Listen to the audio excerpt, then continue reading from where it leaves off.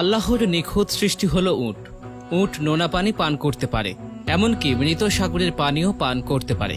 এতে তাদের কোনো রক্তচাপ বাড়ে না। হ্যাঁ, এটাই সত্যি। আর একটি বিশেষ কারণ হলো তার কিডনি পানিকে ফিল্টার করে, যাতে সে যে কোনো তাজা পানি পান করতে পারে। উটের চোখের পর্দা দুটি, একটি পাপড়ির পর্দা এবং অন্যটি মাংসের। এজন্য উট মরুভূমি ধূলিকণার মধ্যেও চলাচল করতে পারে এবং তার চোখের কোনো ক্ষতিও হয় না, কারণ সে তখন স্বচ্ছ পাপড়ির পর্দা বন্ধ করে দেয়। উটের রক্ত বিশেষভাবে তৈরি প্রচুর পরিমাণে পানি ধরে রাখার জন্য। উট যখন একবার পানি পান করা শুরু করে তখন এটি প্রায় 130 লিটার পানি পান করে। উটের কিডনি লবণ থেকে পানি আলাদা করে দেয়। উট কাঁটা খেতে পারে, কারণ তার লালা অ্যাসিডের মতো কাঁটা গলিয়ে দেয়। পরে সে ওই কাঁটা রুটি ও আটার মতো খেয়ে ফেলে।